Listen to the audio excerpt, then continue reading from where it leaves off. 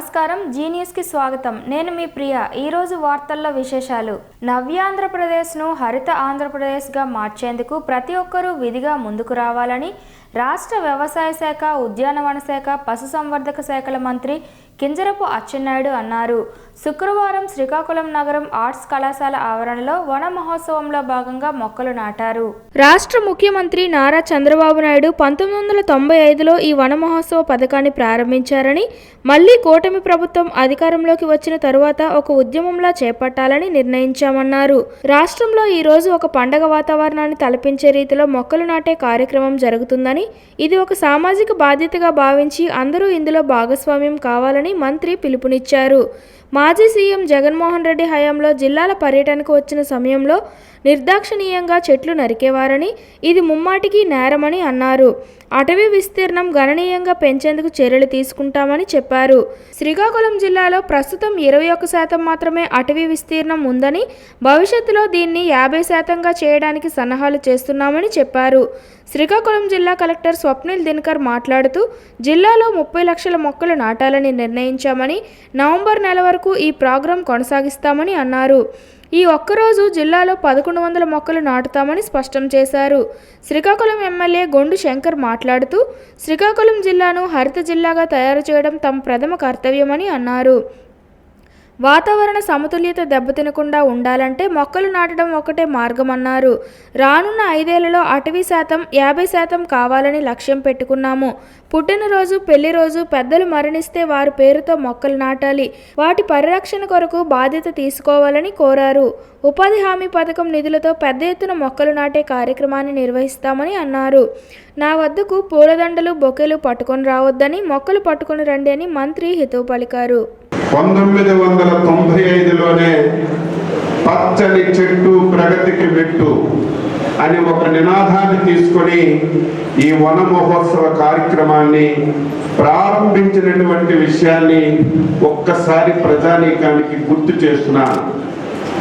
ఎప్పుడు తెలుగుదేశం పార్టీ అధికారంలో ఉన్నా ఈ కార్యక్రమాన్ని ఒక పండగ వాతావరణంలో చేయడం, ఈ కార్యక్రమాన్ని ఏదో ఒక ప్రభుత్వమో, ఒక ముఖ్యమంత్రో, మంత్రో, కలెక్టరో కాకుండా ప్రతి ఒక్కరిని భాగస్వామ్యం చేసి ఈ కార్యక్రమాన్ని విజయవంతం చేయాలని మనం ముందుకు తీసుకెళ్లిన విషయాన్ని కూడా గుర్తు చేస్తున్నాను.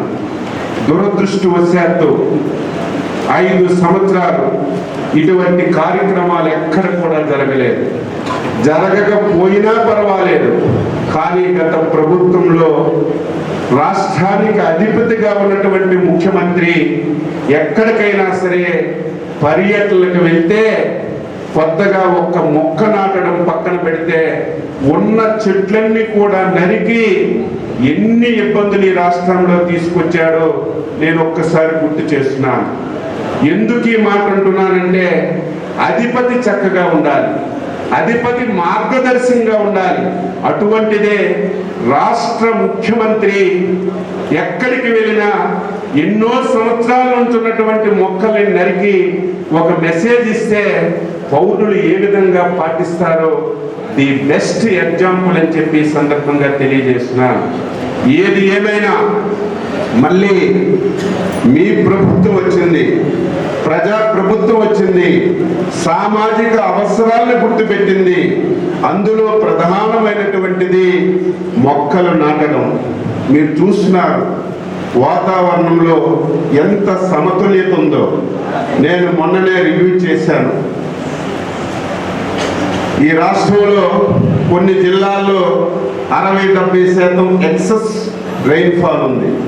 ఈరోజు ఒక ఊరు తీసుకుంటే ఒక వీధిలో వర్షం పడుతుంది. పేదల గుండె చప్పుడు దివంగత ప్రియతమ నేత డాక్టర్ వైఎస్ రాజశేఖర రెడ్డి గారి 15వ వర్ధంతి సందర్భంగా ఈ సెప్టెంబర్ 2వ తేదీ సోమవారం జిల్లా పార్టీ కార్యాలయంలో ఉదయం 10:30 నిర్వహిస్తున్న కార్యక్రమాలను జయప్రదం చేయాలని వైఎస్ఆర్ కాంగ్రెస్ పార్టీ శ్రీకాకుళం జిల్లా అధ్యక్షులు ధర్మాన కృష్ణదాస్ పిలుపునిచ్చారు. శుక్రవారం ఆయన ఒక ప్రకటన విడుదల చేస్తూ జిల్లా వ్యాప్తంగా ఆ రోజు వైఎస్ఆర్కు పార్టీ క్యాడర్ ఘనంగా నివాళులర్పిస్తూ సేవా కార్యక్రమాలు నిర్వహించాలని, రాజశేఖర్ రెడ్డి విగ్రహాలకు పూలమాలలు వేయాలని కోరారు. జిల్లా వ్యాప్తంగా కార్యక్రమాలు నిర్వహించి అనంతరం జిల్లా కేంద్రానికి ఉదయం 10:30 పార్టీ నేతలంతా చేరుకోవాలని కృష్ణదాస్ కోరారు. పచ్చని చెట్లు ప్రగతికి మెట్లు అనే నినాదంతో రాష్ట్రంలో పెద్ద ఎత్తున మొక్కలు నాటే కార్యక్రమం ఇది. గతంలో సీఎం జగన్మోహన్ రెడ్డి పర్యటనకు వెళ్లిన నేపథ్యంలో మొక్కలు నరకడం దారుణమని రాష్ట్ర వ్యవసాయ శాఖ మంత్రి కింజరపు అచ్చెన్నాయుడు అన్నారు. ఈ కార్యక్రమంలో భాగంగా కళాశాల నందు రాజ్యాంగం విధి విధానాల గురించి వివరించారు. ఆస్తి హక్కుల గురించి, బాల్య వివాహాల చట్టం వలన దీని వలన జరుగు ప్రమాదాల గురించి వివరించారు. ఆర్థిక స్తోమత లేని వారికి న్యాయ సేవాధికార సంస్థ వారు ఎటువంటి రుసుము తీసుకోకుండా న్యాయవాదులను నియమించి వారి తరపున వాదించడంలో న్యాయ సేవాధికార సంస్థ అద్భుతంగా పనిచేస్తుందని తెలిపారు. సమాజంలో తలెత్తుతున్న అవరోధాల నుండి జాగ్రత్త వహించాలని హెచ్చరించారు. అలాగే భవిష్యత్తులో ఉన్నత శిఖరాలను అవరోధించాలని పేర్కొన్నారు. ఈ కార్యక్రమంలో భాగంగా జి ఇందిరాప్రసాద్, ప్యానెల్ అడ్వకేట్ ఎం శశికళ, కరస్పాండెంట్ ఎం శాంతి, ప్రిన్సిపల్, ఇతర ఉపాధ్యాయులు పాల్గొన్నారు. ఎన్డీఏ ప్రభుత్వం దృష్టి పెట్టడం అంటే ఏదో వన మహోత్సవం రోజు 4 మొక్కలు నాటి మైక్ పెట్టుకుని ప్రసంగాలు చేసి దీన్ని సాధించలేదు. ఒక టార్గెట్ పెట్టుకున్నాం. ఆంధ్రప్రదేశ్ రాష్ట్రంలో 29% పచ్చదనం, 29%. ఇది దేశంలో చూసుకుంటే అతి తక్కువ శాతం మన దగ్గర ఉంది.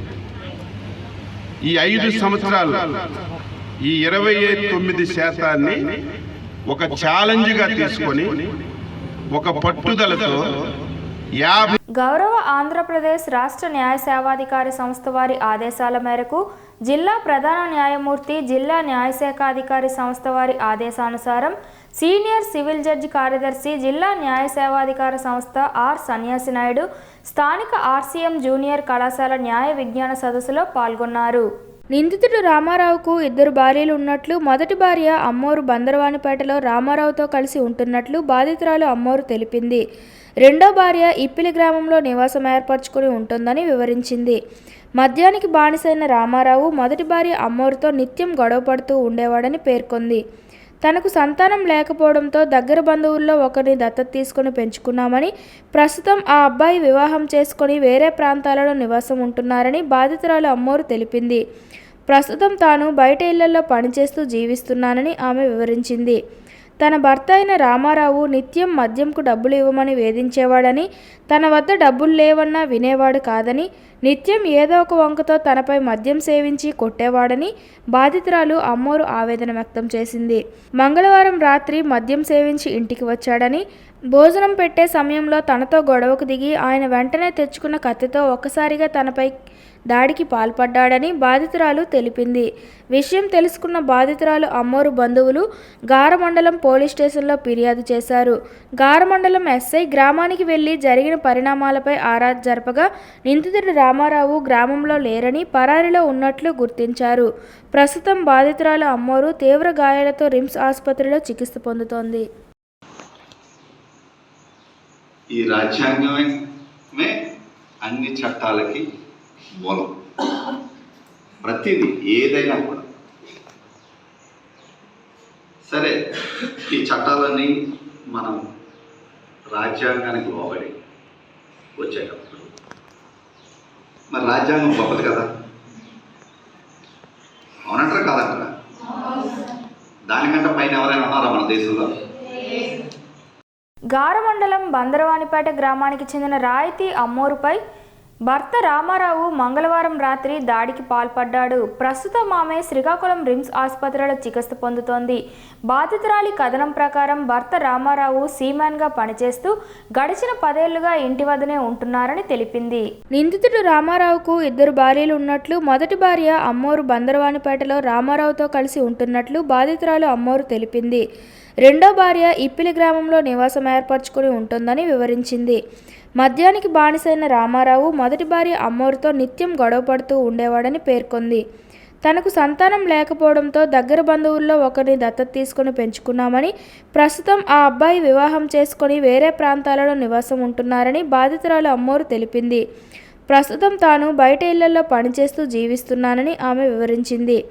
తన భర్త అయిన రామారావు నిత్యం మద్యంకు డబ్బులు ఇవ్వమని వేధించేవాడని, తన వద్ద డబ్బులు లేవన్నా వినేవాడు కాదని, నిత్యం ఏదో ఒక వంకతో తనపై మద్యం సేవించి కొట్టేవాడని బాధితురాలు అమ్మోరు ఆవేదన వ్యక్తం చేసింది.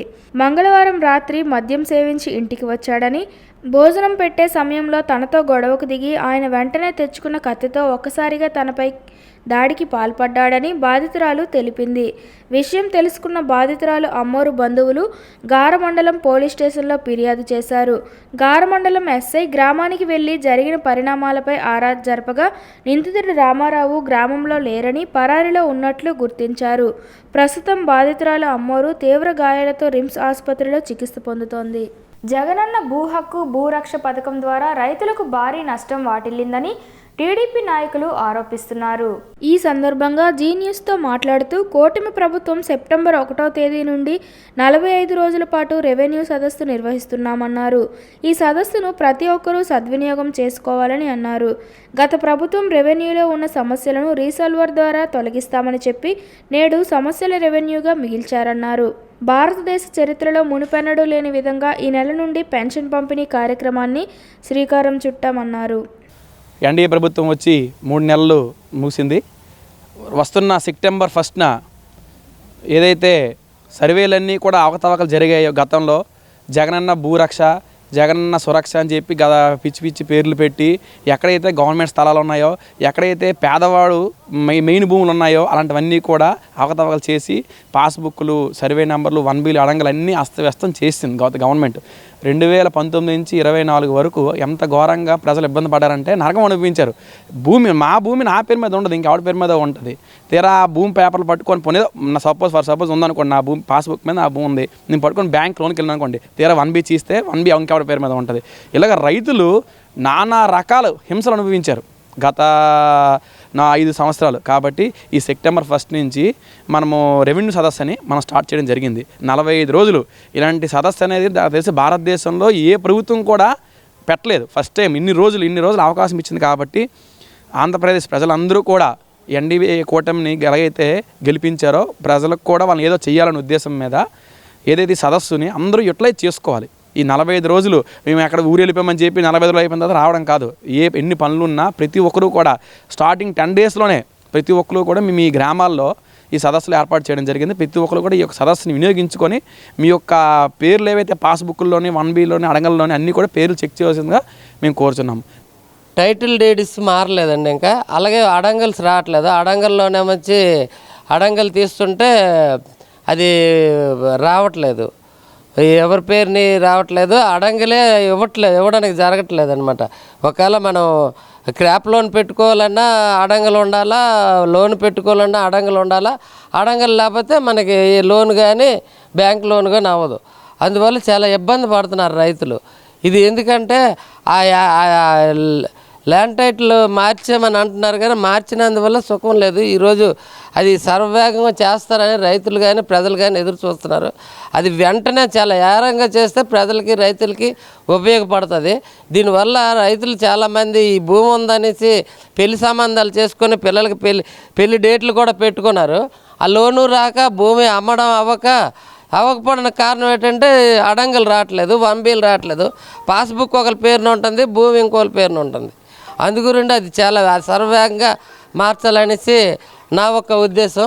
ఇదంతా ప్రభుత్వం, కూటమి ప్రభుత్వం దీని మీద ఇది చర్య తీసుకొని ఇది వెంటనే రద్దు చేయాలని కోరుతున్నాను. టైటిల్ యాక్ట్ అయితే రద్దు చేశారు కానీ ప్రజలకి ఇంకా ఉపకారం జరగలేదు.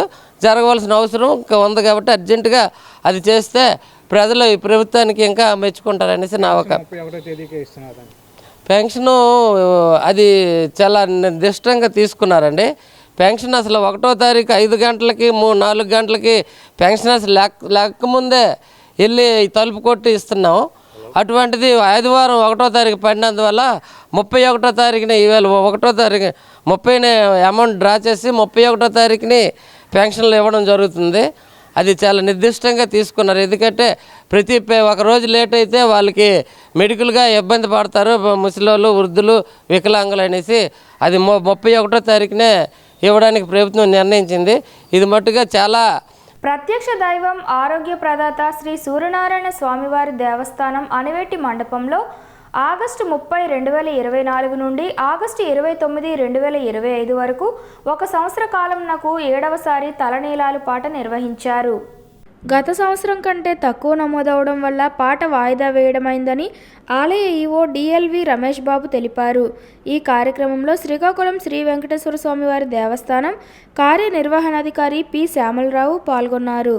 శ్రీకాకుళం నగరం శ్రీ ఉమారుద్ర కోటేశ్వర స్వామివారి దేవాలయంలో క్షేత్రపాలకులుగా వేంచేసి ఉన్న శ్రీ రుక్మిణి సమేత సత్యభామ వేణుగోపాల స్వామివారికి కళ్యాణ మహోత్సవం ఘనంగా నిర్వహించారు. శ్రీకృష్ణ నవరాత్రుల సందర్భంగా ఏకాదశి పర్వదినమున ప్రదోషకాల సమయంలో స్వామివారికి గన్నవరపు కృష్ణారావు, రాజేశ్వరమ్మ దంపతులచే ఈ కళ్యాణ మహోత్సవం జరిపించారు. ఆలయ అర్చకులు ఆరవెల్లి శ్రీరామ్మూర్తి శర్మ, చంద్రశేఖర్ శర్మ మరియు పెంట శ్రీనివాస్ శర్మ ఆధ్వర్యంలో జరిపింపబడినది. లలితా మండలి సభ్యులు, అధిక సంఖ్యలో భక్తులు మరియు ఆలయ కార్యనిర్వహణాధికారి, ఆలయ సిబ్బంది పాల్గొన్నారు. ఉత్తరాంధ్ర జిల్లాలో ఎంతో ప్రసిద్ధి చెందిన కోటివరాల తల్లి, కోరిన కోరికలు తీర్చే కల్పవల్లిగా ప్రసిద్ధిగాంచిన శ్రీకాకుళం జిల్లాలోని శ్రీ సంతోషిమాత అమ్మవారి దేవస్థానంలో శుక్రవారాన్ని పురస్కరించుకొని ప్రత్యేక పూజలు నిర్వహించారు. శ్రావణ మాసం పర్వదినం సందర్భంగా 1,00,000 కుంకుమార్చన నిర్వహించారు. 4వ శుక్రవారం సందర్భంగా అమ్మవారికి ప్రీతికరమైన రోజు కావడంతో తెల్లవారుజామున 3 గంటల నుండి అఖిలాండ కోటి బ్రహ్మాండ జనని శ్రీ సంతోషిమాత అమ్మవారికి సుప్రభాత సేవ, మహాన్యాసపూర్వక నమక చమక పంచ సూక్తములతో క్షీరాభిషేకం, అష్టోత్తర శతనామార్చన, కుంకుమ పూజ చేశారు. వివిధ రకాల పుష్పాలతో ప్రత్యేకంగా అలంకరణ, అమ్మవారి జపం, అమ్మవారి పారాయణం, త్రికాల అర్చనలు, లలితా సహస్రనామ పారాయణం ప్రధాన అర్చకులు జరిపించారు. వార్తలు సమాప్తం. మళ్ళీ తర్వాతి బులెటిన్లో కలుసుకుందాం. నమస్కారం.